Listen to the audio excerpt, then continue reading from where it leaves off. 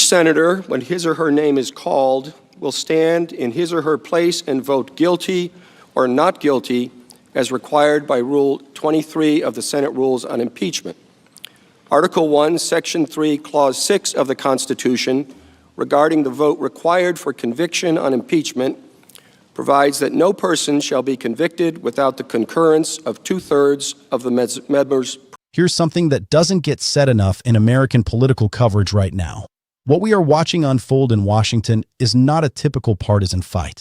News tonight, a deeply divided moment playing out in American history as we come on the air. President Trump has just been impeached on both Article 1, abuse of power, and on Article 2, obstruction of Congress. The votes down party lines as predicted. And all day long here, we've been watching the short bursts of anger, the closing arguments from both sides. Democrats arguing the evidence was clear, arguing the president used the power of his office for personal and political gain with this election coming. It's not the usual noise between the White House and the opposition. What's actually happening? Underneath all the headlines and the social media posts and the cable news shouting matches is a slow-motion collision between a sitting president and the constitutional system that was specifically designed to hold him accountable. And the question that nobody seems willing to answer out loud is this: does that system actually still work? Because right now, members of Congress from both parties are standing up publicly on record with their names attached and saying Donald Trump should either resign or be removed from office. And Trump's response? Bring it on. Let's set the scene properly. The calls for Trump's resignation aren't happening in whispered backroom conversations. They're on the floor of Congress, in press conferences, on social media. There is genuine, documented, bipartisan frustration with the direction of this administration, frustration over attacks on judicial independence, the aggressive expansion of executive power, foreign policy decisions that have alarmed even traditional Republican foreign policy thinkers, and behavior that a growing number of lawmakers are describing as unhinged and constitutionally dangerous. House Democrats have filed real impeachment articles. Speeches are being made. The machinery is moving, slowly, but it's moving. By the way, please leave your questions or comments in the comment section. I will answer each one individually as time permits. Also, I would be very happy if you liked the video and subscribe to my channel. Now, let's continue. And Trump, true to form, is doing exactly what he's always done when cornered. He's not retreating. He's leaning in. He's daring Congress to try. And from a purely strategic standpoint, you have to acknowledge, whatever you think of the man, that this approach has worked for him every single time before. Every impeachment, every legal battle, every call for his removal, he's still standing. His opponents burned through enormous amounts of political energy, and he walked away using the fight itself as fuel for his base.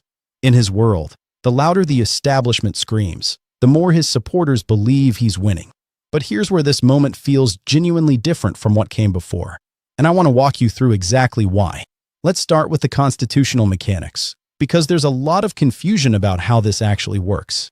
If you want to remove a sitting president, the Constitution gives you two real options. The first is impeachment. The House of Representatives votes by simple majority to impeach.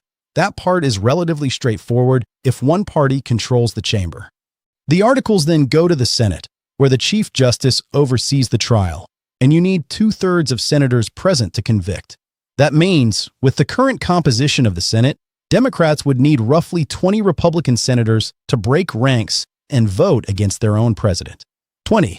That is not a small number. That is a politically seismic number, the kind that doesn't happen without something catastrophic shifting the landscape first.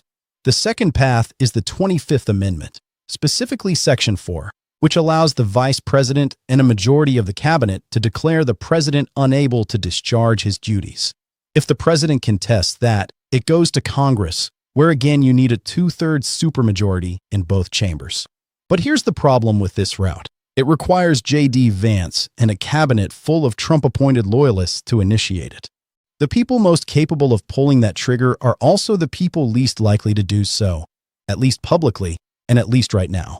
So let's be honest about what that means. The constitutional tools exist. They are real, they are functional on paper, and lawmakers know how to use them. But the political will to actually deploy them, that's a completely different question. And that gap between what the Constitution makes possible and what the political system is willing to do, is exactly what this moment is exposing. Now, why are people pushing for resignation if they know Trump will never agree to it?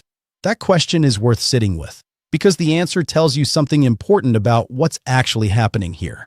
The lawmakers calling for his resignation aren't naive. They know he's going to say no. They know he's going to fight. They know his base is going to interpret every attack on him as proof that the system is rigged against their guy. So if they know all of that, why keep making the demand? Because the demand is not aimed at Trump.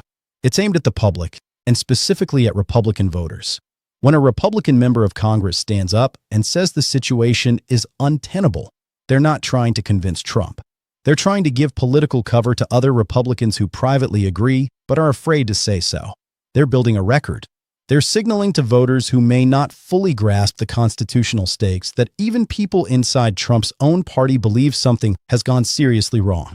Every speech, every filed article, every public statement becomes part of a historical document that will be examined long after this moment passes.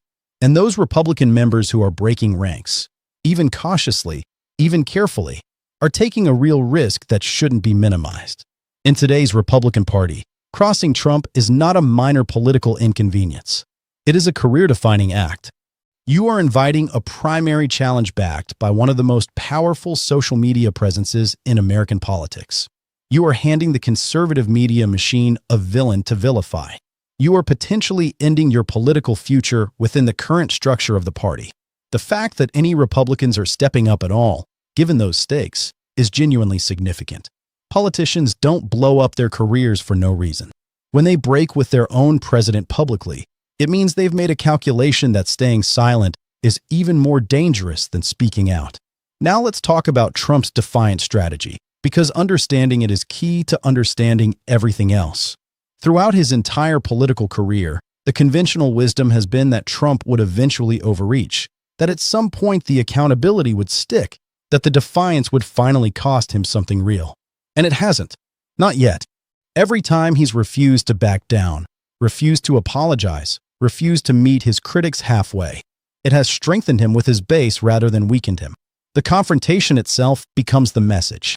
Being attacked by Congress, being called unfit, being threatened with removal. All of it feeds a narrative where he's the lone warrior fighting a corrupt system on behalf of ordinary people. But, and this is the part his team may be underestimating, the conditions that made that strategy work are starting to shift. The coalition of Republican senators who once felt safe staying silent is showing cracks. The cumulative weight of multiple simultaneous crises, legal, constitutional, financial, foreign policy, is qualitatively different from any single challenge he's faced before. And the political environment heading toward the 2026 midterms is unlike anything from his first term, because the consequences of his second-term decisions are no longer theoretical. They're playing out in real time, and voters are watching. If Democrats recapture the House in November 2026, those impeachment articles currently sitting in legislative limbo become actionable. A Democratic majority focused on accountability would have the power to bring them to a vote, and that changes the calculation for every Republican senator who is quietly watching and waiting. Because breaking ranks before an impeachment vote, standing up early, going on record, is a very different political act than being dragged kicking and screaming into accountability after the momentum shifts. Some of them know this. They're doing the math right now. Here's what makes this moment genuinely historic, regardless of how it ultimately resolves. What we are witnessing is a live stress test of the American constitutional system. The framers designed checks and balances with a specific assumption baked in, that each branch of government would jealously guard its own power and push back when another branch overreached. Congress has the tools. The tools are constitutional, legitimate, and available. But the political cost of using them has, so far, exceeded what enough members of Congress are willing to pay. And when that happens, when the tools exist but cannot be deployed because of political fear, the check doesn't function as designed. That is not a small thing. That is actually a foundational problem.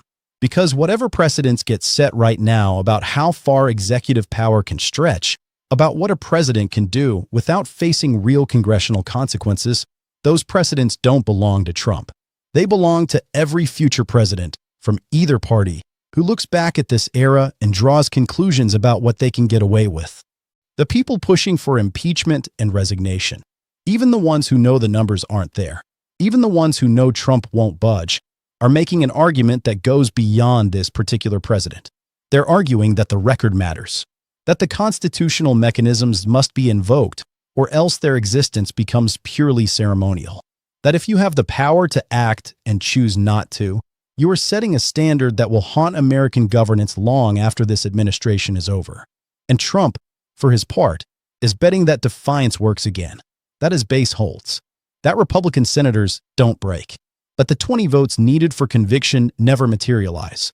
History, so far, has been on his side in that bet. But history has a way of shifting when you least expect it. And right now, more people inside his own party are watching this showdown more carefully and more nervously than at any point before. The constitutional crisis that nobody wants to name out loud is already here. The only question left is whether the system has enough strength left to answer it.